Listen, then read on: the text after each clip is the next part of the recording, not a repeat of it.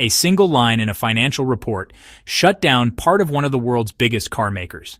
That line described the brutal effect of a 25% tariff on cars imported into the United States, a policy announced by President Trump in early 2025. For Volkswagen, the impact was immediate and massive. The company lost 646,000 vehicles from its global output, wiping out an estimated $16 billion in revenue. On top of that, 99 roll-on, roll-off cargo ships, each capable of carrying over 6,500 vehicles, were either canceled or left half empty. Just imagine, that's like erasing the entire annual output of a mid-sized car plant overnight. This isn't just a story about Volkswagen. It's about how one policy decision shook an entire supply chain. A single tariff has triggered a domino effect, affecting factories, workers, ports, shipping routes, and consumers from Tennessee to Germany to China. So now the big question is, will Volkswagen change how and where it builds cars? Or will it simply raise prices and fuel global inflation? In this video, we'll break down exactly how the tariffs hit VW, how the US market got caught in the middle, and why the ripple effects are still being felt around the world. In early 2025, the Trump administration reinstated a 25% tariff on imported vehicles that included a high percentage of Chinese and Mexican components. At first glance, it looked like just another trade measure, but for Volkswagen, it was a direct hit to the heart of their global manufacturing model. Why? Because Volkswagen builds cars like a global puzzle. Each model is assembled using parts sourced from dozens of countries.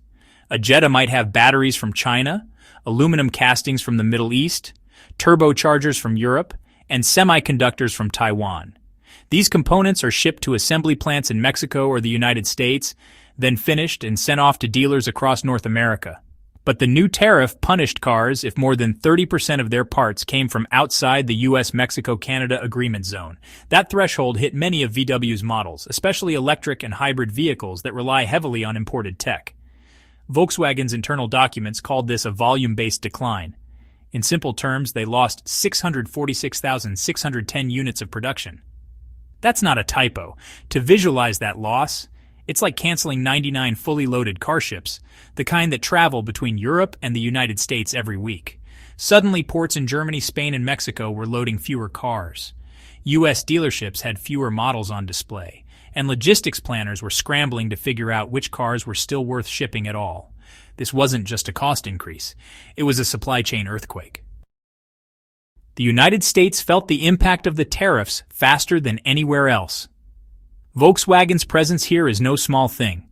In 2024, they sold over 349,000 vehicles in the United States, supported by production at the Chattanooga, Tennessee plant and imports from Puebla, Mexico. But by mid-2025, sales had dropped sharply, down 7.1% in just 6 months. That's a loss of nearly 24,800 vehicles, a big blow to a company trying to expand its U.S. footprint. To make this real, 1/5 of Chattanooga's annual production vanished. Entire assembly lines slowed or stopped. For example, production of the Atlas, Idaho, 4, and Tiguan dropped significantly.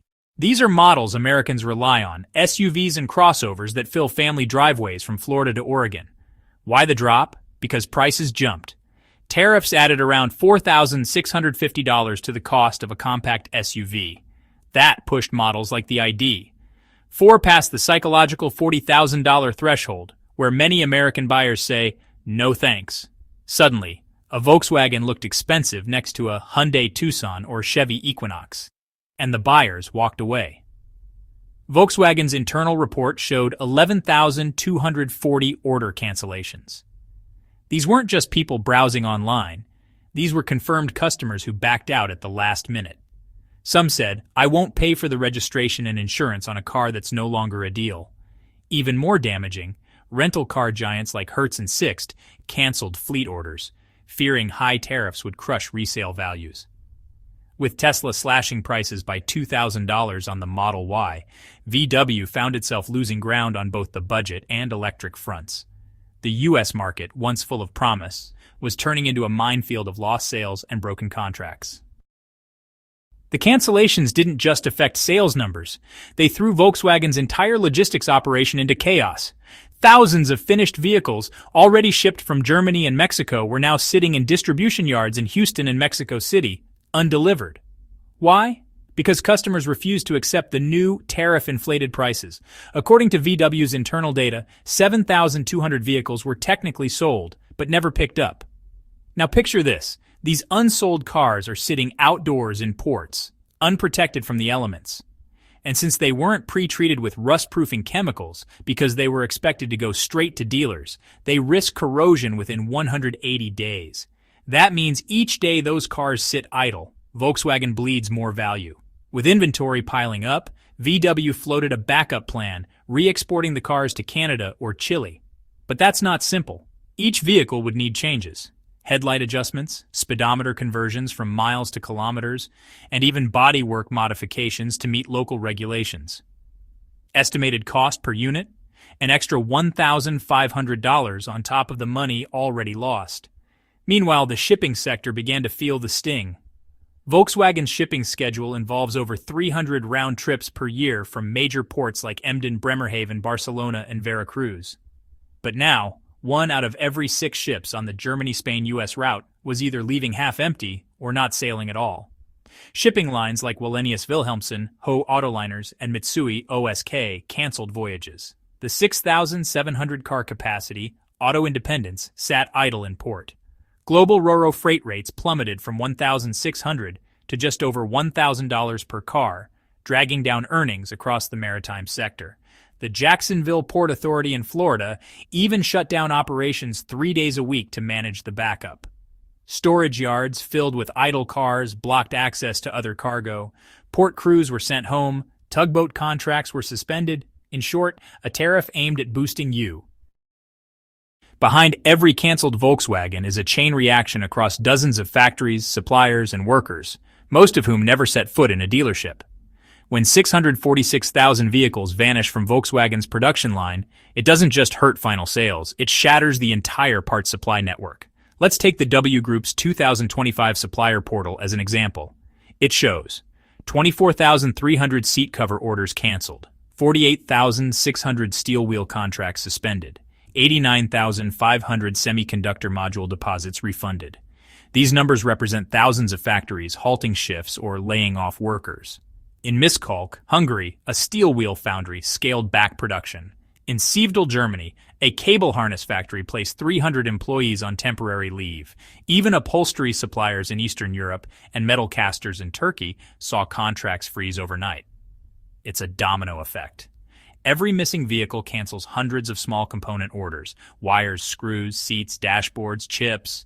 The supply chain isn't built to pause, it's built to flow. Once the orders stop, factories can't run efficiently, and workers lose hours or jobs. Even worse, the ripple spread outside Volkswagen. Chip makers had forecast VW's demand and allocated semiconductors accordingly.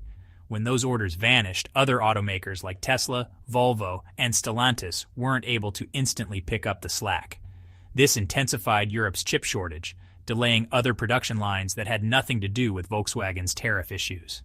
The powerful German IG Metall union issued a warning. We may soon revise the ID. Buzz production plan due to supply disruptions from the U.S. in plain terms. Even factories in Wolfsburg, Germany, VW's global headquarters, are feeling the heat from a decision made in Washington. It's clear now, a tariff on one part of the supply chain doesn't stay isolated. It ripples out in all directions, wasting resources, shutting factories, and hurting workers worldwide. Volkswagen is now trapped in a global squeeze play, with pressure coming from both the U.S. and China. In the U.S., tariffs have made many of its cars too expensive to compete.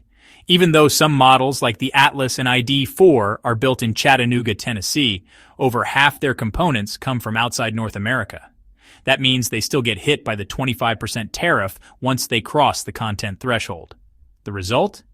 VW's compact SUVs now cost nearly $40,000, pricing them out of reach for many buyers. Meanwhile, Tesla, which builds in the U.S. and doesn't rely on imported parts the same way, responded by cutting $2,000 off the Model Y price, essentially stealing market share overnight. But even worse is what's happening in China, where Volkswagen was once the dominant foreign brand. Chinese consumers are turning toward local EV companies like BYD, XPeng, and NIO, which offer longer battery warranties and better price tags. BYD's compact EVs undercut the VW ID3 by over $4,000 while offering more tech and range. The Chinese media has been brutal. Headlines read, German auto giant slow to adapt to the electric revolution. And it's not just perception. VW has lost so much demand at its SAIC joint venture near Shanghai that it had to cut from 2 shifts to 1. Even in strategy, Volkswagen is being forced to retreat. The company had planned major investment in MEB+, its next-gen modular EV platform. But with a $1.27 billion hit to EBIT from the lost sales, CFO Arno Antlitz confirmed that projects like the Varta PowerCo battery plant in Wolfsburg are now delayed. Investment is slowing. There's talk of shifting battery module production from Puebla to Tennessee to avoid future tariffs. But there's a catch. If VW can't move its assembly robots across the US-Mexico border easily, that entire reshoring plan collapses, and 1,000 new jobs in Chattanooga will never be created. In other words, instead of protecting U.S. industry, the tariffs are stifling growth, delaying innovation, and possibly costing the very jobs they were meant to save. When people hear about tariffs, they often think it's just about paying a little more at the store. But the Volkswagen case shows that the real cost goes far deeper, into the arteries of the global economy. A 7% drop in deliveries doesn't just mean fewer cars sold. It means $16.36 billion in lost revenue, $1.27 billion in lost operating profit, 7,200 vehicles stuck in customs, at risk of rust, 42,000 supplier workers placed on partial leave, shipping routes canceled, port operations slowed, investment in EV technology postponed, a ripple of job cuts and factory delays across 3 continents. And despite all this, the promise that tariffs would bring jobs back to America has fallen flat. The planned 1,000 jobs in Chattanooga? Paused. Instead of ramping up U.S. production, Volkswagen is trying to reconfigure global supply chains just to survive. Even the global freight industry is reeling. With fewer cars moving across oceans, roll-on/roll-off spot shipping rates have fallen sharply. Ports like Jacksonville are congested, storage fees are climbing, tugboat orders have been canceled. One canceled shipment in Bremerhaven delayed 82 truck drivers' shifts. All of this from a single policy change. And in China, the brand damage is lasting. Volkswagen is now seen as a foreign automaker caught in the middle of a US-China standoff, while local EV makers surge ahead. So when people talk about protectionist tariffs as a tool to level the playing field, this is the reality on the ground. Global production is destabilized, consumer prices rise, innovation slows down, and nobody wins in the long run. The question now is not just what Volkswagen will do, but what comes next for all multinational manufacturers navigating an era of rising tariffs, political tension, and broken trade systems. What do you think? Are tariffs protecting jobs or disrupting global industries? Let us know in the comments, and if you want to keep following stories like this, subscribe to the channel, turn on notifications, and like this video so you don't miss what happens next.